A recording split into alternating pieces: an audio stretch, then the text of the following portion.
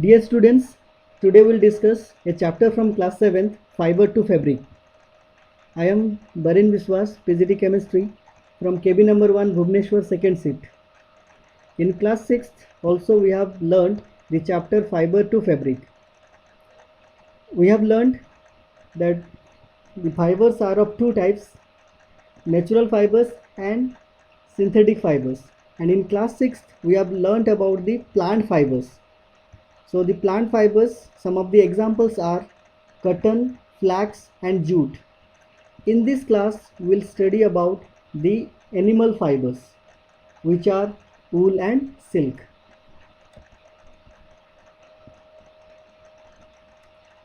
So as wool and silk fibers are obtained from the animals, that's why they are considered as animal fibers. So wool is obtained from the flesh of sheep or yak. Silk fibers come from cocoons of the silk moth. Do you know which part of the sheep's body yields fibers?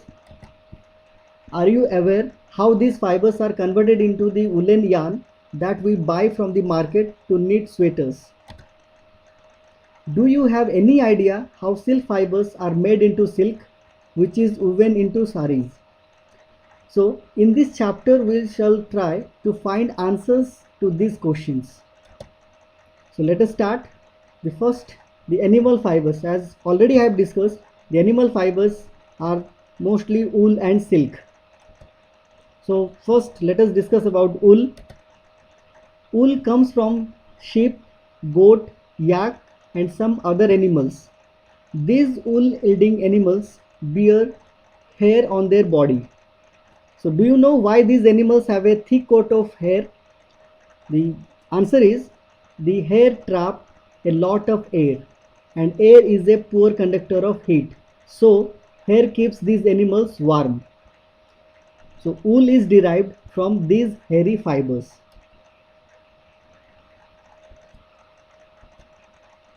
Like us, the hairy skin of the sheep has two types of fibers that form its flesh.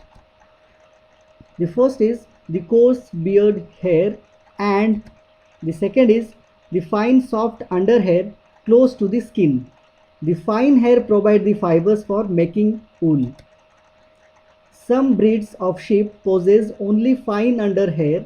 Their parents are specially chosen to give birth to sheep which have only soft under hair. The process of selecting parents for obtaining special characters in their offspring, such as soft under hair in sheep, is termed selective breeding. Next topic we'll discuss is animals that yield wool. Several breeds of sheep are found in different parts of our country. However, the flesh of sheep is not the only source of wool, though wool commonly available in the market is sheep wool. The other varieties are yak wool, that is common in Tibet and Ladakh. Similarly, Angora wool is obtained from Angora goats found in hilly regions such as Jammu and Kashmir.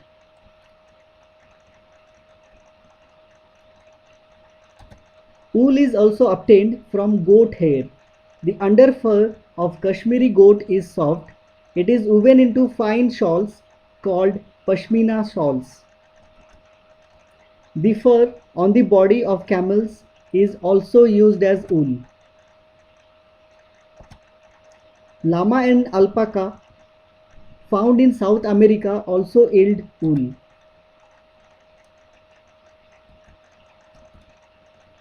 From fibers to wool. For obtaining wool, sheep are reared. Their hair is cut and processed into wool. Let us learn about this process. Rearing and breeding of sheep. So if you travel to the hills in Jammu and Kashmir, Himachal Pradesh, Uttaranchal, Arunachal Pradesh and Sikkim, or the plains of Haryana, Punjab, Rajasthan and Gujarat, you can see shepherds taking their herds of sheep for grazing.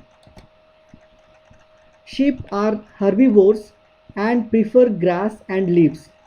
Apart from grazing sheep, rearers also feed them on a mixture of pulses, corn, jawar, oil cakes, and minerals.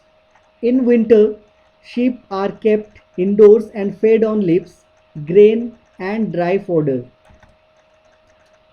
Sheep are reared in many parts of our country for wool. For example, the Lohi breed is generally found in Rajasthan and Punjab. Rampur Busher breed found in Uttar Pradesh, Himachal Pradesh. Nali is found in Rajasthan, Haryana and Punjab. Bakharwal found in Jammu and Kashmir. Marwadi found in Gujarat. Pathanwadi also found in Gujarat. Certain breeds of sheep have thick coat of hair on their body which yields good quality wool in large quantities. Once the reared sheep have developed a thick growth of hair, hair is shaved off for getting wool. Next part is processing fibers into wool. The wool which is used for knitting sweaters or fur or for weaving shawls is the finished product of a long process which involves the following steps. The step 1, the flesh of this sheep along with a thin layer of skin is removed from its body, and this process is called shearing. Machines similar to those used by barbers are used to shave off hair.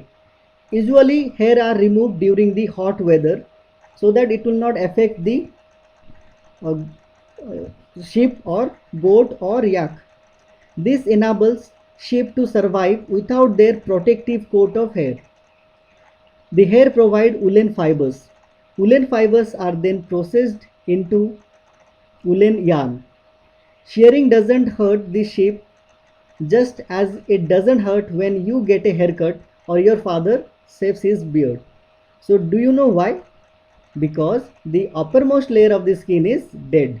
Also the hair of sheep grow again just as your hair does.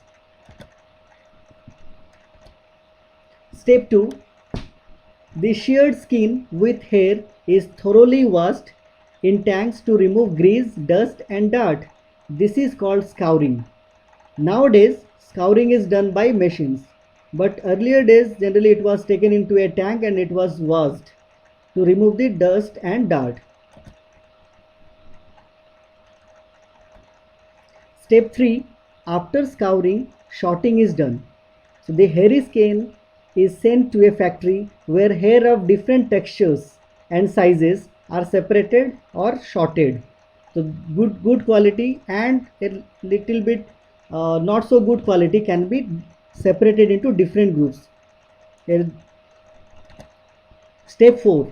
The small fluffy fibers called burrs are picked out from the hair. These are the same burrs which sometimes appear on your sweaters. The fibers are scoured again and dried. This is the wool ready to be drawn into fibers. Step 5. The fibers can be dyed in various colors as the natural flesh of sheep and goats is black, brown or white.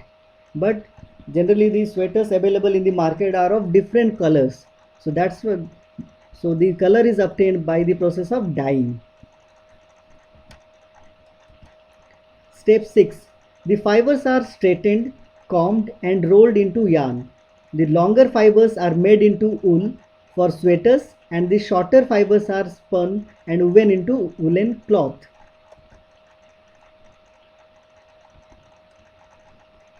Next animal fiber is silk. So silk fibers are also animal fibers. Silkworms spin these silk fibers. The rearing of silkworms for obtaining silk is called sericulture. There are various kinds of silk like mulberry silk, tussar silk, eri silk, muga silk, spider silk, mussel silk, cone silk, etc. Before we discuss the process of obtaining silk, it is necessary to know the interesting life history of the silk moth. So let us discuss about it. The female silk moth lays eggs from which hatch larvae which are called caterpillars or silkworms. They grow in size, and when the caterpillar is ready to enter the next stage of its life history called pupa, it first weaves a net to hold itself. Then it swings its head from side to side in the form of a figure of 8. During these movements of the head, the caterpillar secretes fibers made of a protein which hardens on exposure to air and becomes silk fiber. Soon the caterpillar completely covers itself by silk fibers and turns into pupa. This covering is known as cocoon. The further development of the pupa into moth continues inside the cocoon. So this is the life history of silk moth in pictorial representation. Silk fibers are used for weaving silk cloth. Can you imagine that this soft silk yarn is as strong as a comparable thread of steel? This silk yarn is obtained from the cocoon of the silk moth. There is a variety of silk moths which look very different from one another, and the silk yarn they yield is different in texture, that is coarse, smooth, shiny, etc. Thus, tussar silk, muga silk, kosa silk, etc. are obtained from cocoons spun by different types of moths. The most common silk moth is the mulberry silk moth. The silk fiber from the cocoon of this moth is soft, lustrous and elastic and can be dyed in beautiful colors. Sericulture or culture of silkworms is a very old occupation in India. India produces plenty of silk on a commercial scale.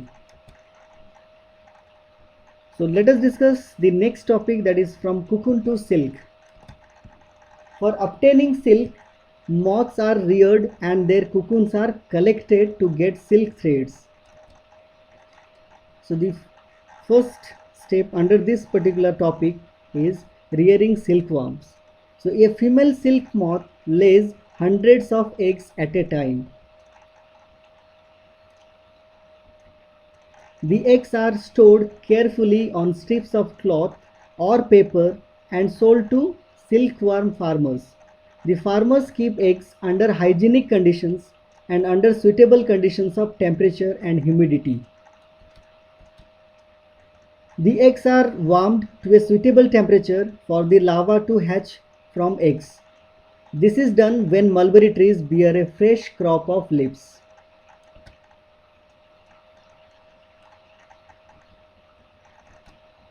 The larvae, called caterpillars or silkworms, eat day and night and increase enormously in size.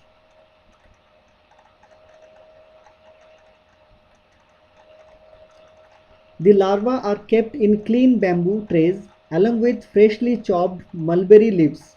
After 25 to 30 days, the caterpillars stop eating and move to a tiny chamber of bamboo in the tray to spin cocoons. Small racks or twigs may be provided in the trays to which cocoons get attached. The caterpillar or silkworm spin the cocoon inside which develops the silk moth. Processing silk. A pile of cocoons is used for obtaining silk fibers. The cocoons are kept under the sun or boiled or exposed to steam. The silk fibers separate out.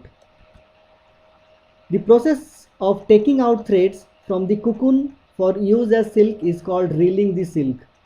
Reeling is done in special machines which unwind the threads or fibers of silk from the cocoon.